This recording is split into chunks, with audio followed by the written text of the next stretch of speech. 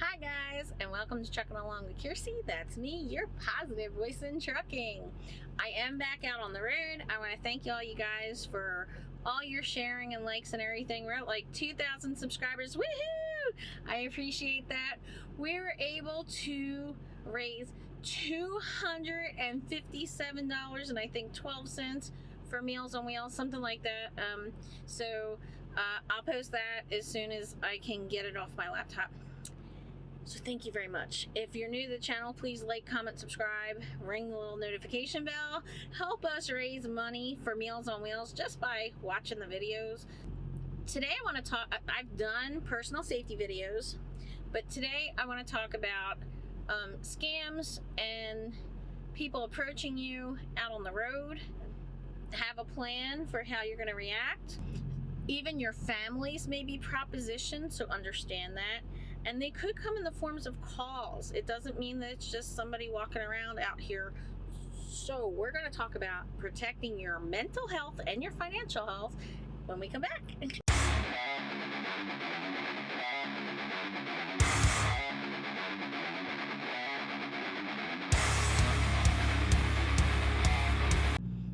Something to be aware of. You're going to come into bad people out here. You're going to come into people who are going to want to, take advantage of you or scam you. You're going to meet people who are going to try to scam your family. You might think, oh, that's crazy. But no, here's the situation.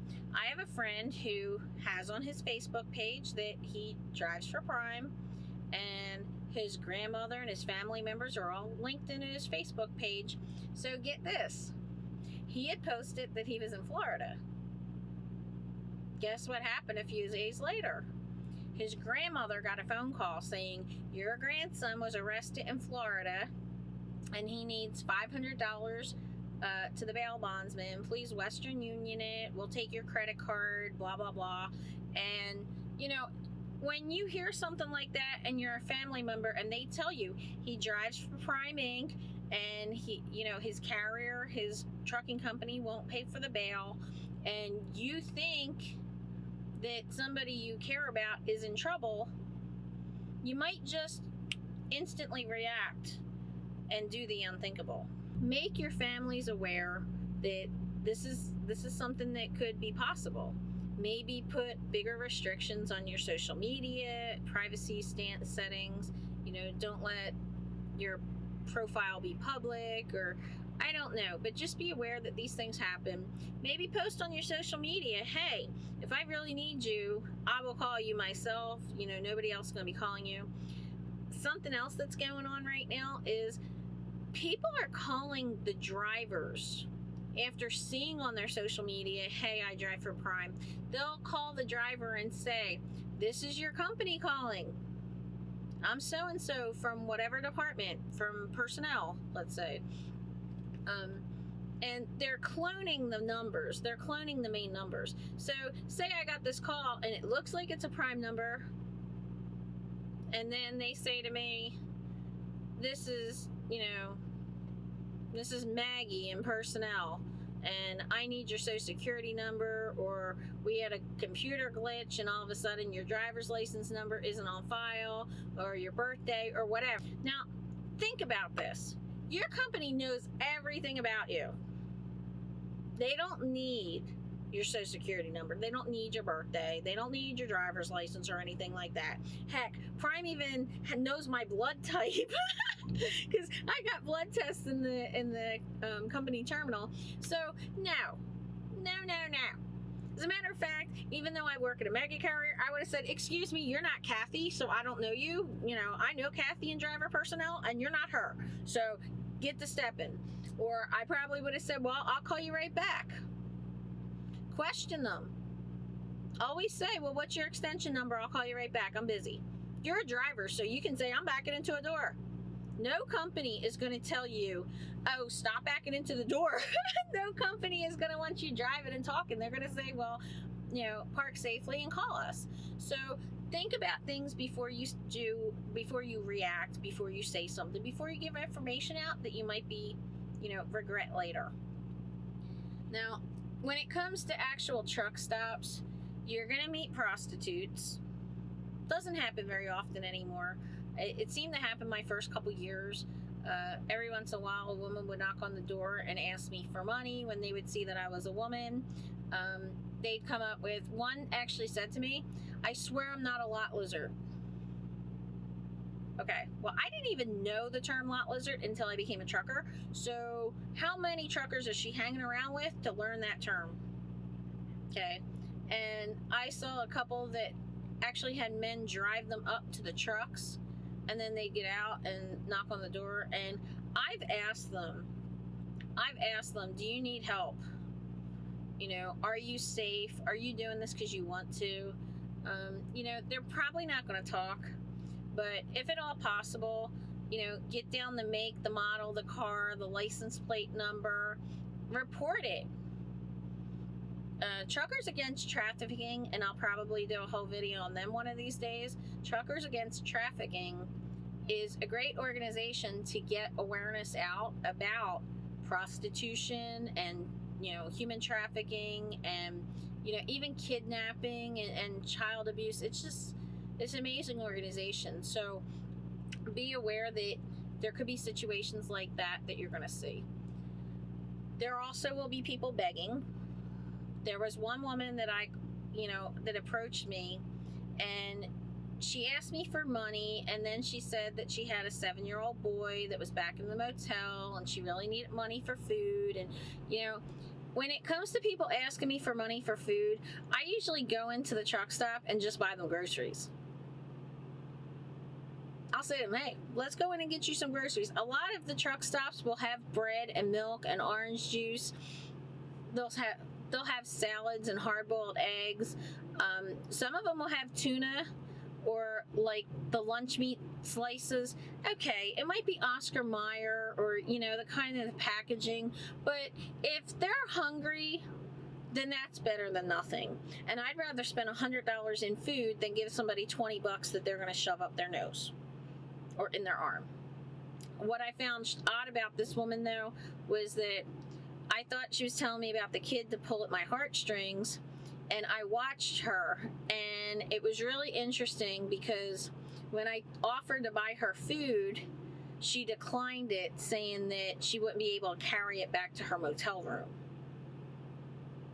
I thought that was odd, because in my head, any mother would go and take the food, run it across the street to the motel room, and then come back if they had to get money. I don't know, but I don't think a mother who's really got a 7-year-old kid is going to give up food. What I found odd was she went around to all the different men in the truck stop, or, you know, in the trucks around me, and she basically made it a point to say that she had a 7-year-old son in the motel. And that alarmed me.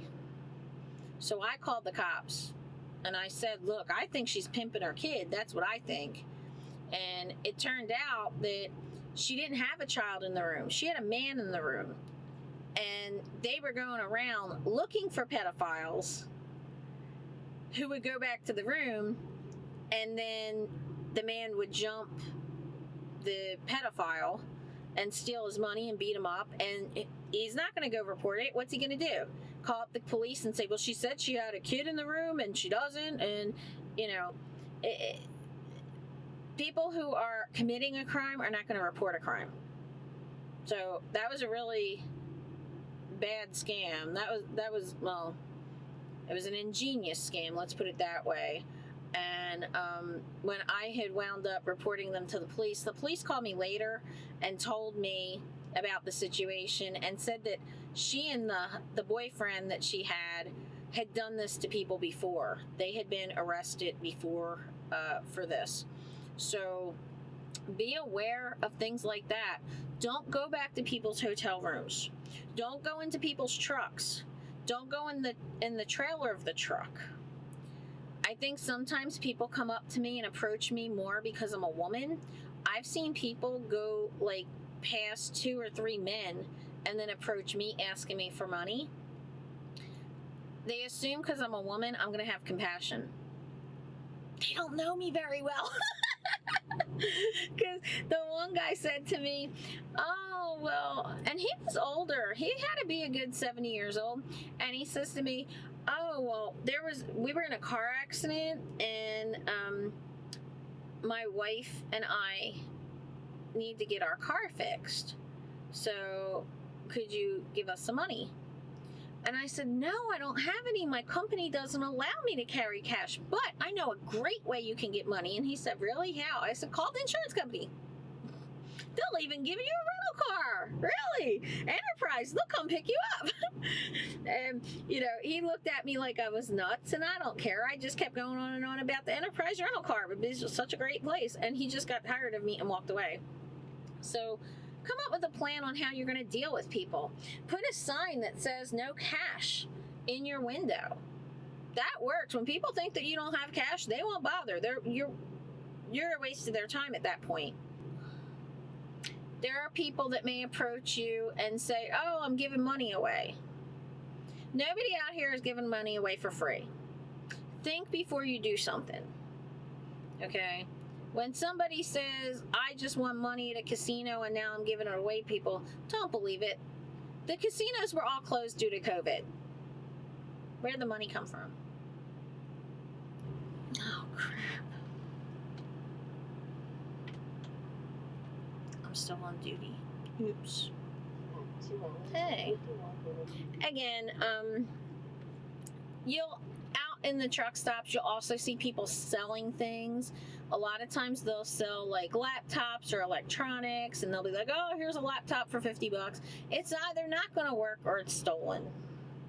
Why waste your money? Seriously, it's not worth it. And there are people at truck stops that might have freight that was damaged or rejected, and they do give things away for free. I've given food away for free, but that doesn't mean that, you know, any reputable trucker's not just going to try to sell stuff of their freight that was, you know, something else that you want to be aware of. Don't ever stop for hitchhikers. There have been a couple truckers that have been assaulted and killed on the side of the road, and the police are suspecting that there was somebody that was pulled over on the side of the road and the truckers stopped to help. And that sounds really mean to say, don't stop and help people, but you have to protect yourself first. You know, if you're concerned about somebody, you know, I wouldn't stop, but I could see, you know, some of you guys stopping and just saying, hey, were you able to call somebody? I'll call somebody. I'll call a tow truck for you, or I'll call the cops for you, or something like that. But today, it's to the point where if you do stop, they'll just point a gun at you and tell you to get out, or it's just not worth it. So don't ever put yourself in dangerous situations. Don't follow somebody behind a building. Don't let somebody follow you to the ATM. If you see somebody hanging around the ATM, understand there might be a skimmer on that ATM. I use the same credit card all the time, all over the country, and the credit card I have has a fraud thing on it. So every single transaction I make comes to my phone, and it'll say, did you make this transaction? And I say yes, and they say okay. If I say no, my card gets frozen. I have a password where I can use it for different things. And, you know, look into the security features of your credit cards and your ATM. I've stopped using the ATM out here because there's too many skimmers. You don't want to do that. I know people that put money on their Comdata cards and they feel like that's safer, but if you get terminated from your company, the Comdata card no longer works. You can't get any money off of it. If the company goes out of business, like what happened with Celadon, you can't get the money off of it. So then you have to go through a different process of trying to get your money that you are already entitled to. So be aware of things like that. Have a plan. And if someone's following you, and this goes especially for women, But if somebody's following you and you're a woman and you see somebody like at the fuel island or something like that, you can walk up to a man there and say, hey, I think there's somebody following me. You know, could you just talk to me for a minute? Can you look over my shoulder? Do you see him? Is there a guy there with a black jacket or whatever? And being around somebody else will make you feel safer. So I want to thank you so much. Comment down below and let me know if you've seen any scammers, and I hope to see you out here trucking along. Bye. Stay safe.